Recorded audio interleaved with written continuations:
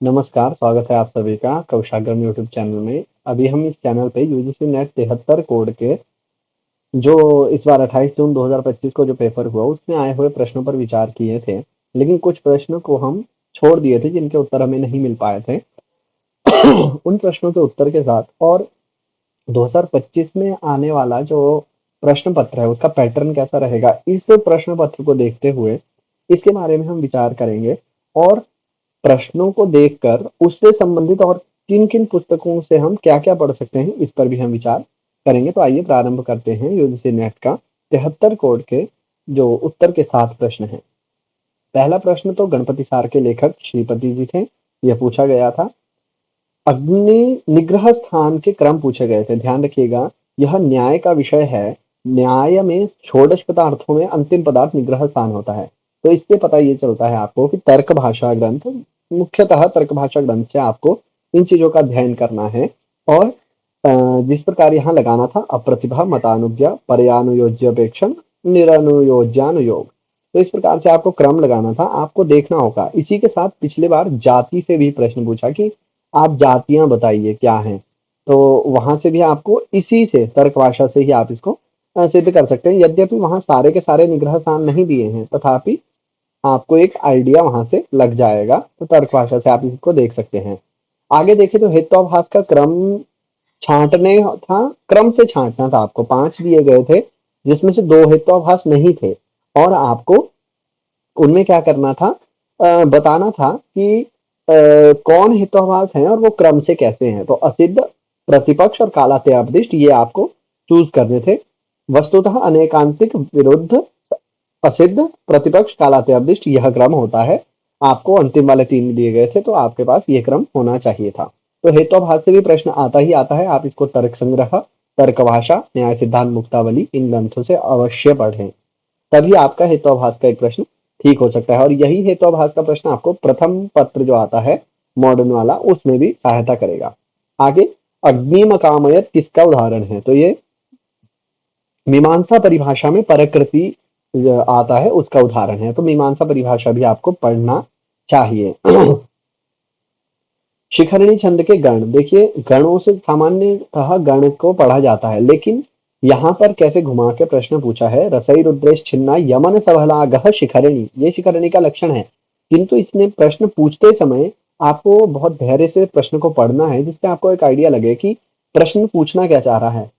बात यही है कि हम पहले नजर में देखते हैं और गलत चीज कर देते हैं। जैसे एक प्रश्न आया था कि पदार्थ धर्म संग्रह पर जो भाष्य लिखा है वह पदार्थ धर्म संग्रह पर लिखी गई जो टीका किरणावली, उसके रचयिता कौन है?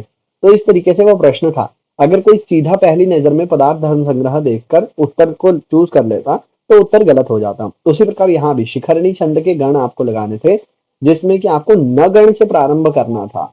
यानी य म न, यगण मगण नगण, तो न गण से प्रारंभ करना था। ध्यान रखना है, छंदों से भी प्रश्न आता ही आता है। तो एक आपको ये छंद वाला प्रश्न भी ध्यान रखना चाहिए। आगे चलें तो किस ग्रह से कौन सा रोग होता है, ये पिछली बार हमने खाली छोड़ दिया था क्योंकि हमें पता नहीं था कि किस ग्रह को पूछा है। तो फिर अभी पता ये चला है कि भौम चर्म रोग के बारे में पूछा गया था। चर्म रोग भौम से होता है, यानी मंगल। आप देखिए खून का कारक, रक्त का कारक है भौम, तो इस हिसाब से चर्म रोग भौम से होंगे। मन का कारक चंद्रमा है, तो मानसिक रोग चंद्र से होंगे। और स्नायु तंत्र से संबंधित शनि है। तो इस तरीके से ये आपको लगाना था क्रम से, आप इसको लगा लेते। क्रम से नहीं था, ये सिर्फ आपको रोग जोड़ने थे। तो ये इस प्रकार से रोग जोड़े जा सकते थे। ध्यान रखिएगा कि आप अपना कॉन्शियस माइंड का प्रयोग करके भी उसका उत्तर दे सकते हैं। बहुत बार चीजें मिला आप सकते हैं, लेकिन एक बार प्रश्न को देख के हम डर जाते हैं। अब नक्षत्रों के स्वामी दिए थे, ये भी हमने पिछली बार खाली छोड़ दिया था, लेकिन इस बार हमने इसके साथ में उत्तर के साथ ही इसको भेज दिया है। कृतिका स्वामी, कृतिका नक्षत्र के स्वामी हुए अग्नि, रोहिणी के ब्रह्मा, मृगशिरा के शशि, आर्द्रा के रुद्र। इसके श्लोक आपको याद करने चाहिए। जैसे एक श्लोक है अश्विनावंत कोवन्निस ततो धाता शाकर रुद्रोद्दि गुरु सर्प, इस प्रकार से एक श्लोक है। एक अश्वो नलो यमो ब्रह्मा, एक इस तरीके से श्लोक है, वो भी आप याद कर सकते हैं। आगे चलें, मीमांसा के 9वें अध्याय का नाम। ऊह। तो ये भी मीमांसा के जो 12 अध्याय हैं वो उनके नाम आपको याद होने चाहिए। उससे बहुत बार प्रश्न आ चुका है, कई बार 10वें अध्याय का पूछता है, कई बार दूसरे अध्याय पूछता है, कई बार 9वां अध्याय जैसे इस बार पूछा है। तो ये भी आपको ध्यान रखना होगा। सांख्य कारिका से अवश्य प्रश्न पूछता है। पुरुष सिद्धि का हेतु पूछा था इस बार, संघात परार्थत्वात् त्रिगुणादि विपर्ययात्। आपको ये पूरी कारिकाएं याद होनी चाहिए, प्रकृति के विषय से संबंधित, पुरुष के विषय से संबंधित, और इन दोनों में क्या साम्य है, क्या वैषम्य है, इन चीजों के बारे में आपको इधर से पता होना चाहिए। आगे चलें तो श्रीकर भाष्य किसका है, ये पिछली बार हमने गलत लिख दिया था, सही किया है इस बार कि श्रीकर भाष्य किसका है, तो श्रीपति पंडिताचार्य का श्रीकर भाष्य है। तो यही कृतियों का मैंने आपको पहले ही कहा कि कृतियों का आप एकदम गैस नहीं कर सकते कि वो कहां से पूछ दे, फिर भी आप सामान्यतः कृतियां कुछ कुछ पढ़ सकते हैं। अप्रसव धर्मी कहा, तो फिर ये सांख्य कारिका से प्रश्न देखिए, दो प्रश्न सांख्य कारिका से आ गए। अप्रसव धर्मी कहा भवति तर्हि पुरुषः भवति। तो ये भी पूरा एक चार्ट है, 25 जो पदार्थ हैं उनका, उसमें आप आराम से समझ सकते हैं कि प्रकृति से जो है वो सारी चीजें आती हैं, पुरुष का उसमें कोई रोल नहीं रहता। तो अप्रसव धर्मी पुरुष होता है, प्रसव धर्मी प्रकृति होती है। सामान्यतः धैर्य से कोई सोच के लगाए तो भी पता चल जाता है, लेकिन अगर पंक्तियां याद हो तो फिर उससे और ज्यादा लाभ होता है। तो आपको मतलब कहने का ये है कि आपको सांख्य कारिका को भी याद करने का प्रयास करना है। आप अगर प्रतिदिन उनका पाठ करेंगे तो आराम से आपको याद हो जाएंगे। प्रयोग विधि के क्रम के बारे में पूछा है, तो श्रुति, अर्थ, पाठ, स्थान, मुख्य और प्रवृत्ति, ये सही क्रम होना चाहिए। मैं प्रयास कर रहा हूं कि अधिक समय आपका ना प्रयोग करूं, जल्दी से जल्दी इस वीडियो को समाप्त भी करूं और आपको जो मटेरियल देना चाह रहा हूं वो भी दूं, और आपको बता भी पाऊं कि हाँ आप इसका अध्ययन कहाँ से करें। तो इसका अध्ययन आप अर्थ संग्रह से कर सकते हैं, प्रयोग विधि, जहां वहां 4 प्रकार की विधियां दी गई हैं उनसे आप अध्ययन कीजिए। आगे चित्रयायोजित, फिर से अर्थ संग्रह से प्रश्न, पशु कामा, चित्रयायोजित पशु कामा, ये कौन से नामधेय का उदाहरण है? 4 नामधेय होते हैं, वहां पर वाक्य भेद भयात का उदाहरण था चित्रयायोजित पशु कामा। तो आपको अर्थ संग्रह को भी एक बार अवश्य देख लेना चाहिए। षडभाव विकार बहुत आसान विषय है और 1 नंबर आपको फ्री का मिलता है, मैं कहूंगा ये। जायते अस्मि विपरिणामते अपक्षीय वर्धते अपक्षीयते, इस प्रकार से ये 6 जो है भाव विकार हैं। इसके बारे में आपको सामान्यतः पता ही होता है सभी को, एक बार अगर आप पढ़ लेंगे, कई बार इस बार ज्यादा उलझाने का भी नहीं पूछा था। नहीं तो क्या करता है कि पूर्व भावम आचष्टे ना प्रभावम, ऐसे करके वो इनके जो निर्वचन टाइप हैं वो दे देता है कि जायते किसे कहते हैं, विनश्यति किसे कहते हैं, और पहले और अंतिम में फंसा के रखता है। तो इस प्रकार से आपको ध्यान रखना है। षडभाव विकार जरूर पढ़ें। और फिर ये एक चूचे चोलाश्विनी प्रोक्ता लीलू ले लो भरण्य था आयु कृतिका से दो अभिभूत रोहिणी, जिसे ये याद था उसके हिसाब से तो ये प्रश्न अच्छा ही था। तेजो कुछ नाम दिया था, उस व्यक्ति का नाम जो है तेजो है, वो उसकी राशि क्या होगी? तो ये चूचे चोला अगर आपको याद था तो आप क्रम से लगाते 9 चरण एक राशि के जोड़कर, तो तुला आपका आराम से उत्तर निकल जाता। आगे चले, दशतई किस वेद से संबंधित है? तो ऋग्वेद। ज्यादा कठिन प्रश्न नहीं था, सामान्य में आपको चीजें पढ़नी चाहिए। जल तत्व किस राशि का होता है? अब यहाँ 2 प्रश्न है, किसी ने कहा कि अर्ध जल राशियां पूछी थी, जल तत्व किसका है यह नहीं कहा था, तो हमने इस प्रश्न को भी रख लिया और अर्ध जल राशि वाला भी रख लिया। उत्तर दोनों का सेम ही है, कर्क, वृश्चिक और मीन। आगे चले तो शारीपुत्र प्रकरण के रचयिता अशोक घोष, 3 रचनाएं पूछती। आगे चले तो प्रथम भाव के से किसका विचार होता है? अब यहाँ पर ऐसा नहीं दिया था, आपको क्रम से लगाने थे भाव। पहला कल्प लगना था, दुष्चिक्य लगना था, दुष्चिक्य शायद तीसरे भाव को कहते हैं, फिर रंध्रम लगना था, ये क्रम होना चाहिए था, सही क्रम। आगे चलते हैं तो ये साहित्य दर्पण की एक पंक्ति थी, ज्योत्सना भस्मत छोरण, काव्य प्रकाश की शायद, ज्योत्सना भस्मत छोरण धवला, इसमें किसका आरोप किया गया है? चंद्रमा का। ये अलंकारों से प्रश्न था, ध्यान रखें, अलंकार जब उसने लगाए हैं तो कोई ना कोई प्रश्न तो वहां से पूछेगा ही पूछेगा। बहुत कम चांस ऐसे हैं कि वो छोड़ता है किसी यूनिट को या फिर किसी पॉइंट को, तो आपको एक बार अलंकारों को भी अच्छे से पढ़ लेना चाहिए अगली बार के लिए अगर आप तैयारी कर रहे हैं। फिर ये नक्षत्रों के स्वामी से प्रश्न पूछा है, पूर्व भाद्रपदा का स्वामी, ये डायरेक्ट पूछा था, अजपाद इसका सही उत्तर होना चाहिए था। अब यहाँ स्त्री प्रत्यय से कोई साक्षात प्रश्न नहीं था, गीप, गीश, गीन प्रत्यय क्या है बताओ, या ऊंग प्रत्यय बताओ, या नहीं, उन्होंने क्या दिया, क्रम से लगाने थे आपको। तो इतो मनुष्य जाते हैं ऊंगुतः पंगोष्ठ, ये क्रम होना चाहिए था। अगर आपने सिद्धांत कौमुदी से भी पढ़ा है तो भी आप सामान्यतः इस क्रम को लगा ही लेते।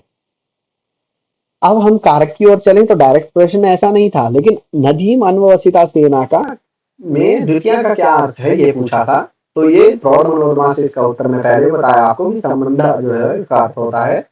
आगे चलते हैं तो सत्य वचन हमें बताने थे जिसमें संदंश का हमें प्रयोग चूज कर लेना था, चयन करना था। क्रमो नाम विशति विशेषा ये भी हमें चयन करना था।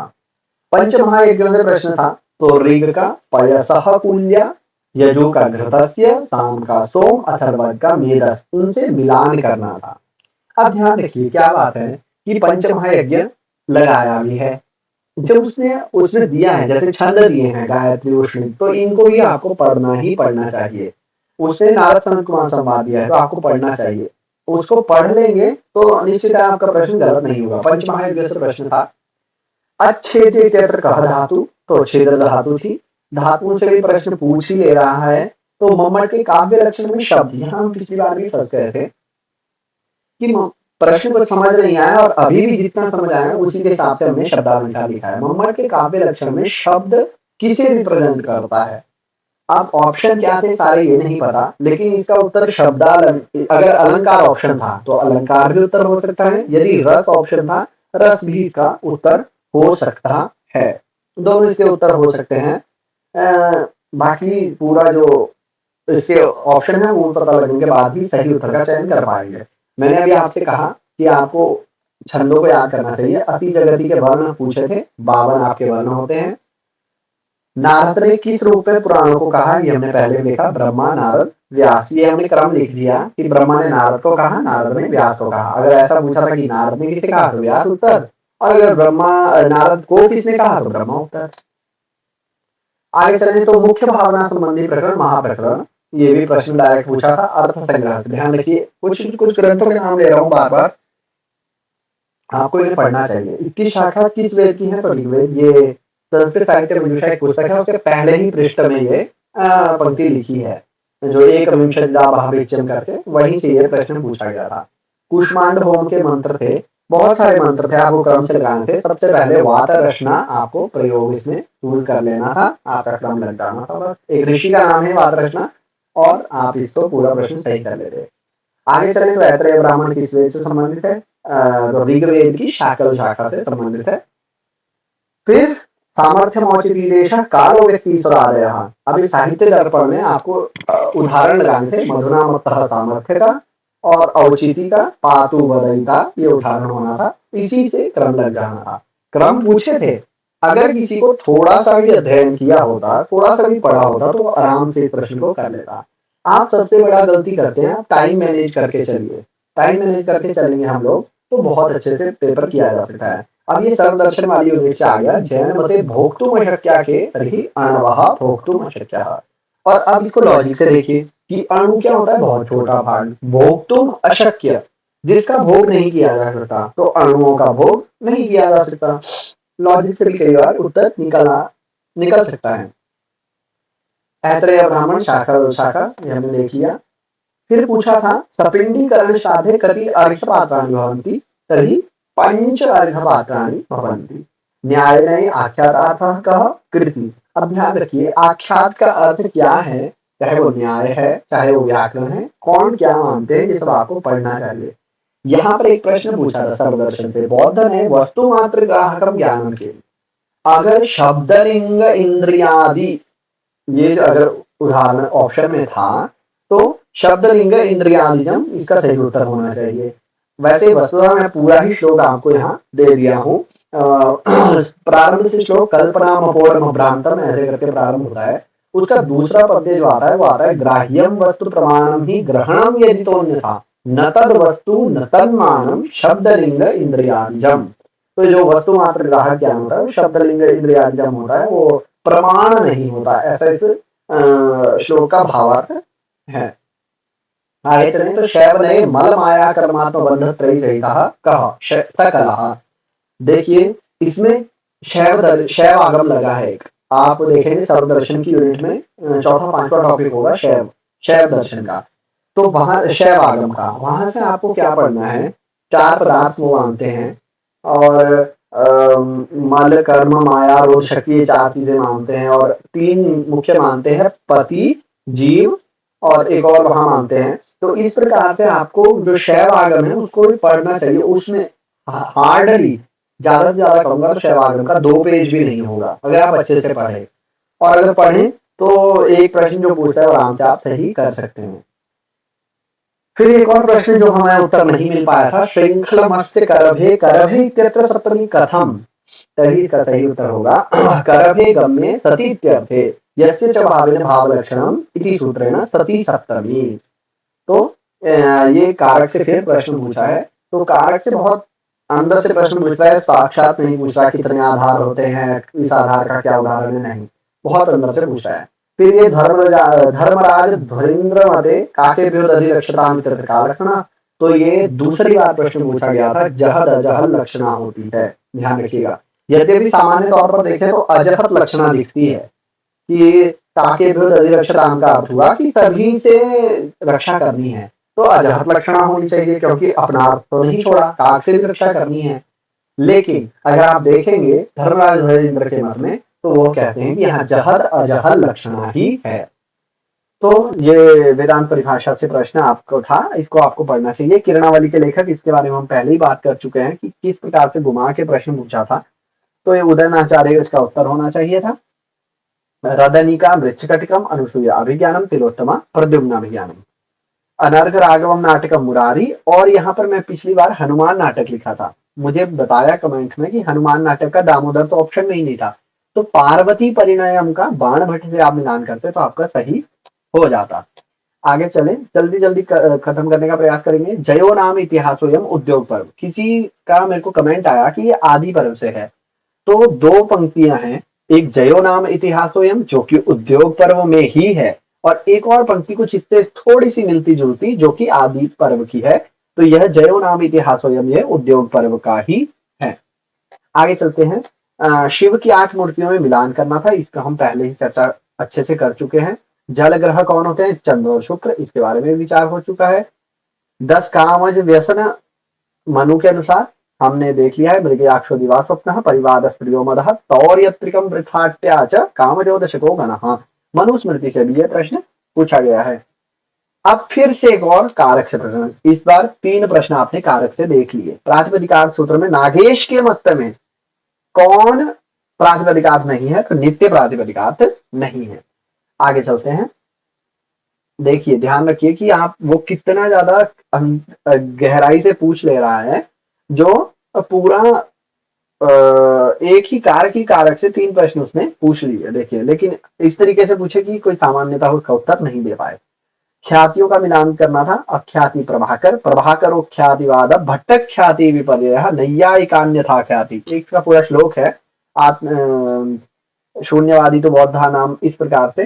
तो अगर आपको ये सब चीजें चाहिए भी हो तो आप कमेंट कीजिए, अवश्य एक यूट्यूब टेलीग्राम चैनल बनाएंगे या फिर कुछ ऐसा करेंगे जिससे हम आपको अपने नोट्स भी उपलब्ध करवा पाए। आगे रूप विज्ञान वेदना संज्ञा संस्कार, ये 5 स्कंधों को आपको लगाना था। अलंकार का लक्षण कौन नहीं है, मोमेंट के अनुसार चर्चा हो चुकी है। अलंकार से दूसरा प्रश्न ध्यान रखिए, मनवंतरों का क्रम लगाना था, और ये सामान्यतः ही जो मनवंतरों का क्रम होता है उसी तरीके से होना था। इंद्र सावरणी सबसे पहले आना था, इस प्रकार से वहां कुछ था, मतलब ये पूछा गया था इसलिए ये पहले आना था। आगे चले, अप्रसव धर्मी पुरुष हमने देख ही लिया है। श्राद्धों का मिलान करने को आया था, ये भी हमने पिछली बार नहीं बताया था। वृद्धि श्राद्ध पुत्र जन्म आदि के निमित्त किया जाता है, ये पूछा गया था। सपिंड श्राद्ध प्रेतोद्देश्येन क्रियमाणम श्राद्धम सपिंडम श्राद्धम भवति। तो इस प्रकार से कुछ प्रश्न थे। वामन पुराण के अनुसार ये भी हमने चर्चा कर ली थी, बार बार हम चर्चा नहीं करेंगे। व्याकरणों के अनुसार हमें क्रम बताना था, देवदत्त वाला हमने क्रम देखा है। शम दम उपरति तितिक्षा समाधान श्रद्धा, देखिए वेदांत सार से वेदांत सार, अर्थ संग्रह, वेदांत परिभाषा, मीमांसा परिभाषा, तर्क भाषा, तर्क संग्रह, सांख्य कारिका, योग सूत्र, ये चीजें आपने अगर पढ़ ली तो आपका दर्शन मैक्सिमम ठीक हो जाएगा। देखिए फिर एक और प्रश्न, मीमांसा परिभाषा, अर्थ कर्म, आपको कर्मणि द्रव्य से गुणत्व से मिलाना था। श्रव्य दृश्य काव्य के भेद कौन मानता है, तो दंडी हमने पहले चर्चा कर ली है। परस्पर आकांक्षा, ये भी हो गया है। फिर ये देखिए आप पिछला प्रश्न, ये भी मीमांसा से था, यहाँ पर मैंने वो लिख दिया, अर्ध जल राशियां, स्वर भक्ति, स्वर विवृत्ति, माधवाचार्य की अभिमत आसन के भेद 3, नित्य बोधाचार्य नागार्जुन का नाम, प्रकृतोपपादकम, ये हमने नहीं बताया था। प्रकृतोपपादकम कह भवति तर्हि उपोद्घात संगति का लक्षण है प्रकृतोपपादकम उपोद्घात संगतेः लक्षणम।